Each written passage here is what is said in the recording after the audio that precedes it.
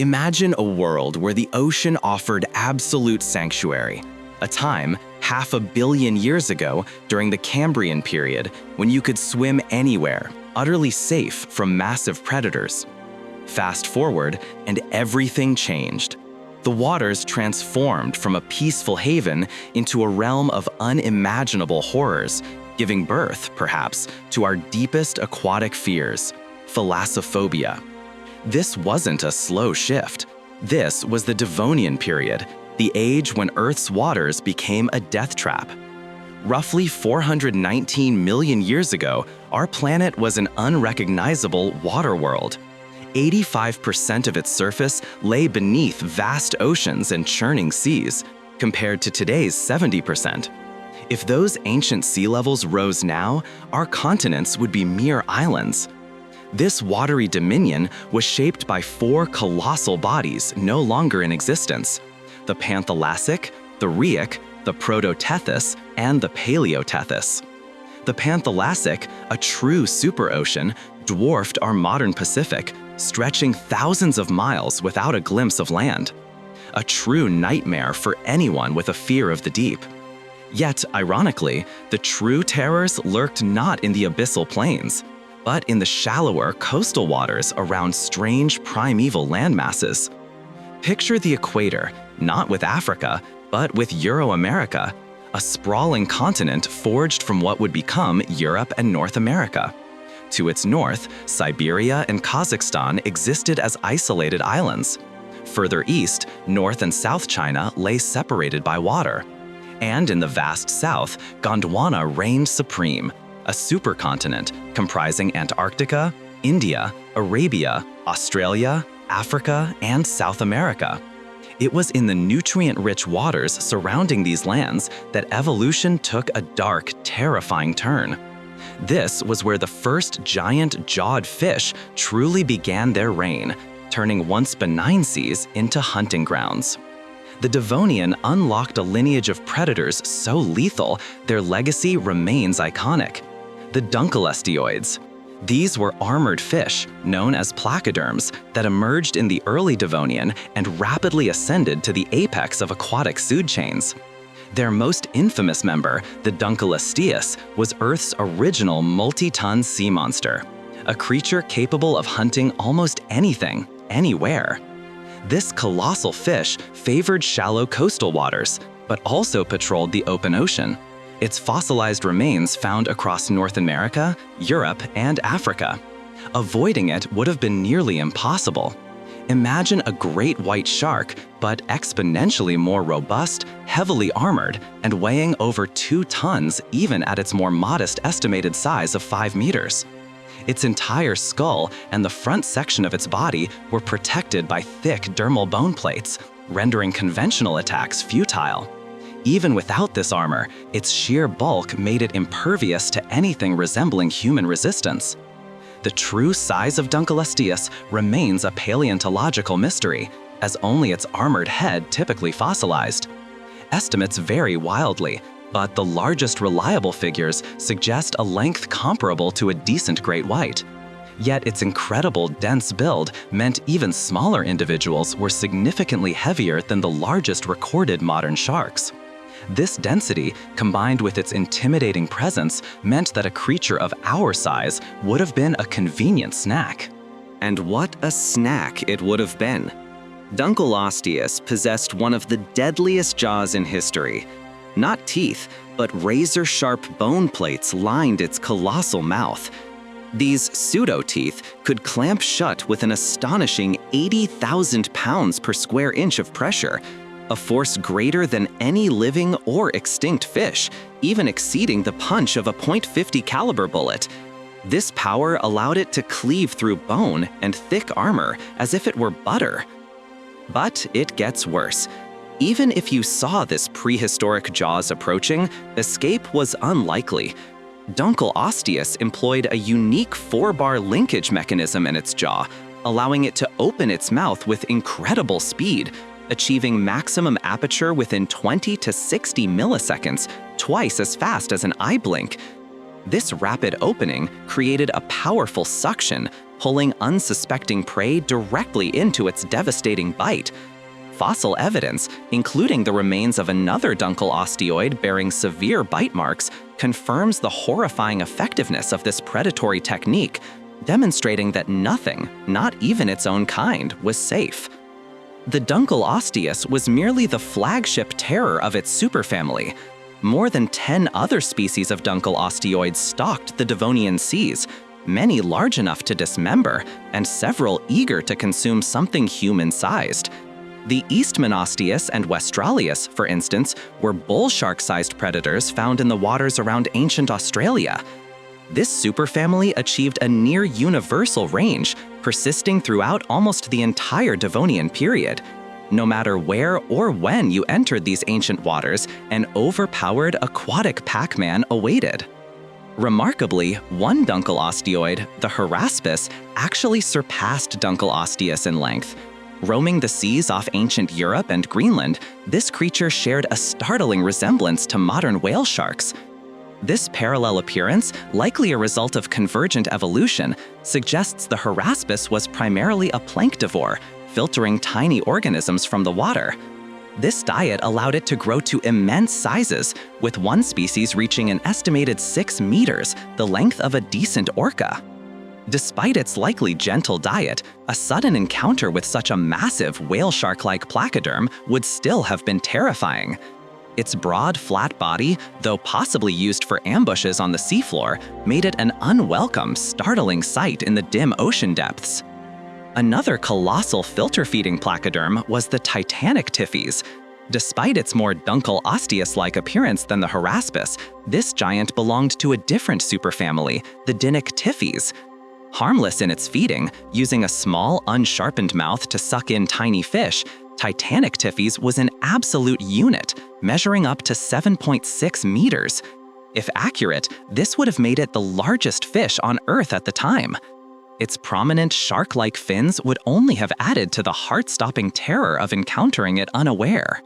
While Titanic-tethys itself was a gentle giant, many of its Dinictiphiid relatives were anything but.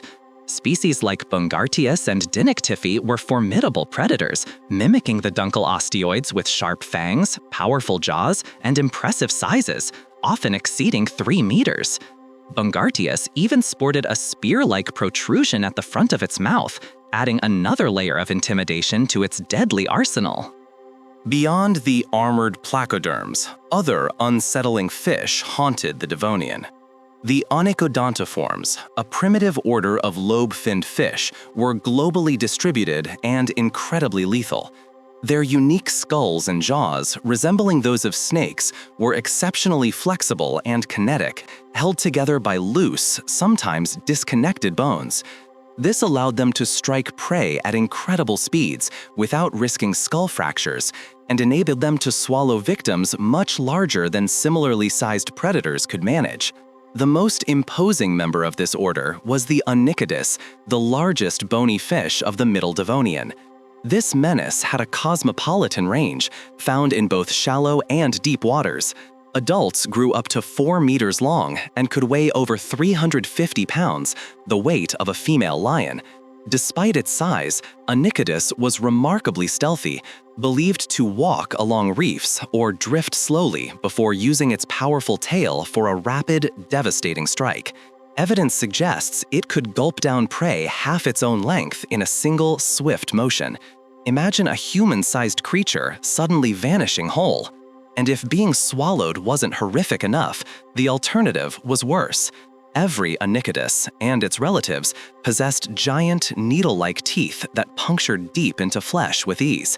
At the very front of their mouths, they had even larger, tusk-like teeth arranged in retractable whorls. These predatory fish could actively thrust these enlarged teeth, providing yet another brutal method of dispatching their victims. You were also almost guaranteed to encounter what we might call copycat sharks, scientifically known as cladosalich-like sharks.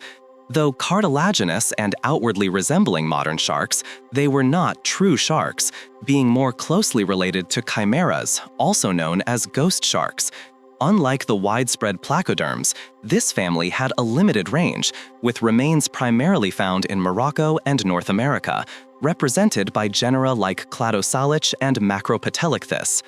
Despite their restricted habitat, these shark-like fish are remarkably well understood thanks to exceptional fossils preserving skin, muscle fibers, and internal organs.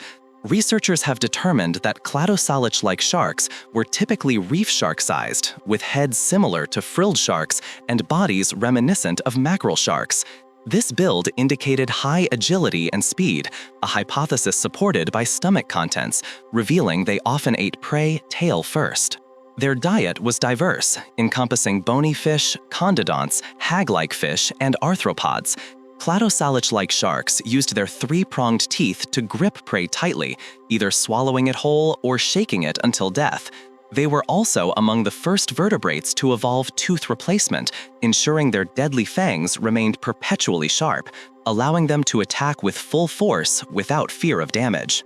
The Devonian wasn't just about fish. The waters also teemed with other highly questionable non-fish creatures. Most notable were the Eurypterids, or sea scorpions. While superficially resembling scorpions, these arthropods were not true scorpions. Their closest living relatives are horseshoe crabs. Yet, they shared many traits with modern scorpions, including segmented bodies, jointed appendages, and in some genera, remarkably similar telsons, hinting at the possibility of venom. The Eucerana, a 0.8-meter-long genus, bore what appeared to be a giant stinger. While a sting from this one might not have been human-sized, the Devonians saw many Eurypterids grow to monstrous proportions. The Devonian was a period of immense diversification for sea scorpions, with over 100 different kinds emerging. Many became highly specialized. Some inhabited shallow estuaries, preying on tiny organisms, while others hunted large game in reef environments. From a perspective of fear, the Jaekelopterus stood out. This beastly arthropod, found in enclosed coastal waters, was the undisputed apex predator of its domain. Individuals grew to over 2.5 meters, making them among the largest arthropods ever to have lived, potentially weighing more than a fully grown reindeer. Imagine something that looked like a super-sized scorpion swimming towards you. Terrifying. Fortunately, Jaekelopterus opted for a powerful swimming tail instead of a stinger, which, unfortunately, allowed it to stage potent ambushes and achieve impressive speeds. Lacking a stinger, it relied on its meter-long pincers. Each pincer clamped with serious force and was adorned with sharp, uneven protrusions to grip prey, ushering it into its waiting mouth. Alternatively, these pincers could tear and puncture tissue, a killing method confirmed by a fossilized fish bearing deep wounds precisely matching the shape of Jaekelopterus's pincers. This was just one method. Some Eurypterids may have used venom. Others had serrated telsons shaped like knives or swords for stabbing and slashing. Then there were those with wide arms for raking in prey, or specialized appendages for sifting through sediment. Ironically, this last, seemingly boring method gave rise to the largest sea scorpion of all time, the Hybertopterus. Nearly identical in length to Jaekelopterus, its broad body meant it weighed significantly more, perhaps rivaling the weight of very large cows. An unwelcome sight indeed, though scientists debate if Hybertopterus was pelagic or freshwater, leaving open the slim chance you might not have encountered it in the open ocean. Even if you found refuge on land, Devonian freshwater environments became equally deadly. Rivers and lakes spawned Earth's first true river monsters. The Tristichopterids, a diverse and successful group of fish-like tetrapodomorphs, dominated virtually every sizable lake and river. Distinguished by strong fin skeletons, deep front fins, streamlined bodies, and proportionately large teeth, they came in all shapes and sizes. While some were ruler-sized and benign, a terrifying few reached shark-like dimensions. The Hyenaria was arguably the scariest of the bunch. Adults grew to the size of the largest recorded bull sharks, creatures notorious for fatal attacks on large animals. Unlike sharks, however, Hyenaria possessed giant, straight, conical teeth, each measuring 5 centimeters long, twice the length of a bull shark's tooth. These oversized needles enabled them to grip prey tightly even in the murkiest, slimiest waters, a favored environment, as their remains are often found in areas choked with debris and fallen trees, implying low visibility. To navigate this, these real-life river monsters evolved large sensory canals, ensuring that even if the water was pitch black to you, something still had you in its sights. And the horror didn't stop there. Some paleontologists suggest that tristochopterids, with their strong fins, could leap out of the water onto banks, snatching unsuspecting victims who thought they were safe. Adding another layer of dread were the fishopods like Tiktaalik and Panthalassic. These transitional creatures blurred the lines between fish and tetrapods, looking like something smashed a fish and an amphibian together. Tiktaalik, despite being technically a fish, possessed gills, scales, and fins, but also functional wrists, a neck, lungs, and rib bones. This unique build suggested it inhabited shallow waters, using its fins and wrists to move across the floor and even traverse mudflats on land, much like modern mudskippers. This meant even animals venturing near the water's edge were potential targets. And Tiktaalik was no small fry. Contrary to popular misconception, it was huge, growing up to 3 meters long. At this size, it likely had few predators, and was, without doubt, a highly successful predator itself, boasting 2 rows of sharp teeth. Its crocodilian skull hinted at an animal best admired from a very safe distance. Its close relatives, like Panthalassic, grew alarmingly large too, sometimes longer than an NFL player is tall, with an incredibly wide, robust skull, providing yet another reason to avoid any body of water, fresh or salt, in the Devonian. While the aquatic realm exploded with horror, terrestrial life also underwent immense changes. The Devonian was the period of massive radiation and diversification for plants, leading to the greening of continents. From space, land would have appeared green for the first time in Earth's history, at least in certain regions. This explosion of flora also supported an increase in terrestrial animals, including mites, scorpions, myriapods, spider-like trigonotarbids, and early stem tetrapods like Acanthostega. Yet the largest life on land by far was not an animal, but an enigmatic terrestrial fungi named prototaxites. Forming enormous trunk-like structures, it could stand 8 meters tall, dwarfing everything else on land at the time.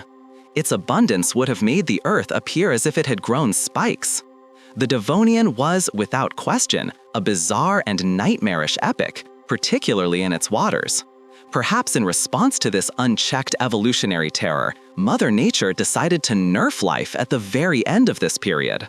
The late Devonian extinction, a series of individual events likely beginning around 372 million years ago, disproportionately targeted the Thalassophobia-inducing marine life. By its end, 50% of all genera had vanished, including every single kind of dunkleosteoid, onychodentiform, and tristochopterid. Other groups mentioned received a devastating factory reset. The precise causes remain debated. Volcanic activity, the expansion of plants, impact events, weathering, or even a supernova are all possibilities. Whatever the reason, this cataclysm undeniably made the waters safer, if only for a time. But as we know, the respite was brief. The legacy of Devonian terror, however, etched into our collective psyche, endures to this day.